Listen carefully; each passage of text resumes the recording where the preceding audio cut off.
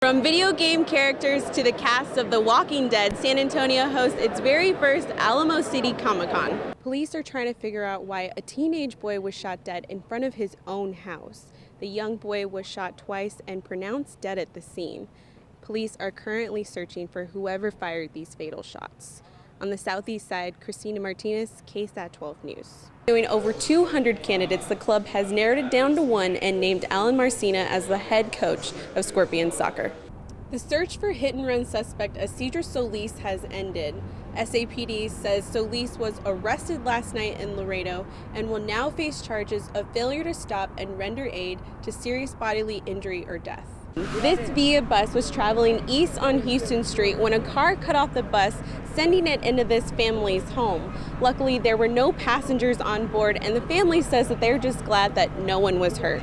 On the east side, Christina Martinez, KSAT 12 News. So what usually happens in Vegas stays in Vegas, but not this year. A group will run the San Antonio Rock and Roll Marathon, then immediately travel to Vegas and do it all over again. Edward Leos and his wife and friends Justin Bravo and Sonia Lerma didn't think they would be running two half marathons in one day. The group signed up for both races earlier this year when they were about a month apart, but organizers moved the San Antonio Marathon to November 17th, the same day as the Vegas race. Well, with the scheduling error on the competitor's side, it was one of those things where we had registered for both of the races and we were just saying, you know what the heck, let's do both. So we didn't have to choose. And then we said, well, let's do something for a good cause and kind of give back to the community. And it was kind of a unique opportunity because the reality is, there's not a lot of marathons that are ran in the evening. It's really only Vegas, for the Strip. Believe it or not, this group was not alone. A group of about 200 runners will attempt this double half marathon, and the runners are getting a little extra help. They're offering showers at the finish line in San Antonio, so we'll be able to shower and be ready for Vegas, so I'm going to have my run gear on the plane. The group has turned this scheduling conflict into an effort to raise money for the Down Syndrome Association.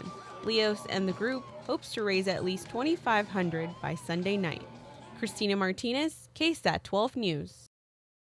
While driving around, it's hard to not notice the drop in gas price. Numbers from last week have dropped 6 cents, and one gas station had dropped as low as 9 cents from last week. A lot of our pockets have felt just a little bit more full lately with the decrease in gas prices, so let's look at some numbers. Last week's average was $3.09, last year's average was $3.30, and today's best gas price falls at $2.90. So what's the reason for the decrease? We spoke with Valero's Bill Day to get the inside on the price trend we have seen. Recently, in recent days and weeks, what's really affected the price of gasoline is a decrease in the cost of complying with the federal renewable fuel standard, basically the cost of blending ethanol into gasoline. A question that we all might be asking is, can we see this decrease through the end of the year? Day says we can continue to see the decrease in reasons that the demand for fuel is down. We do expect prices to continue to moderate some. They should at least be steady, maybe come in a little bit more by the end of the year. Part of that is also because of all the new oil that's being produced here in Texas and in the United States. Exactly how much prices will continue to decrease is still unknown according to Day. It just depends on how the year plays out.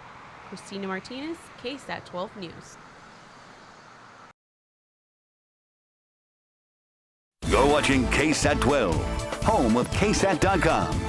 KSAT 12's 6 o'clock news starts right now. Good evening, I'm Christina Martinez. The fight to move the Walmart from its proposed location in Cibolo appears to be over. A request for a moratorium on the process was denied due to legal reasons during a special council meeting this afternoon, but the fate of some council members is still undecided. The council spent the first 45 minutes of the meeting behind closed doors and then came out to announce the suspension request cannot happen because Walmart's application and approval came before the request. The city attorney explained to the council and those in attendance the legal factors that apply in the matter. He said the city cannot prohibit or delay an application filed before the moratorium, meaning Walmart can move forward. The council went back into executive session to discuss petitions filed to put 4 council members on the November ballot, along with the rest of the council seats which are already opening up. Some of the people who signed those petitions had asked the city secretary to remove their names, saying they believe the petitions were on opposition to Walmart and not concerning specific council members. The people who signed this petition felt like they were misled and were signing a Move Walmart petition when in actuality they were signing the recall petition. The city attorney said once those petitions were submitted, they become the legal documents and those names must remain.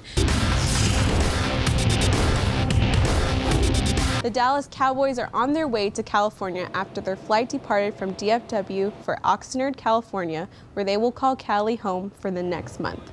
The Cowboys will officially report today with the first practice set for Sunday, with a whole lot of questions to be left answered. Second round of the Open Championship where Tiger is in the hunt, but first. A shot you only see at Muirfield in Scotland, on 18 for Thomas Aiken, standing in the bunker with his putter at eye level. His attempt is off, but you have to give him credit for his commitment. Tiger Woods would have an up and down day, but finished strong with this birdie to finish even on day 2 behind leader Miguel Angel Jimenez. Here at par 411, going for the long birdie, sinks the putt.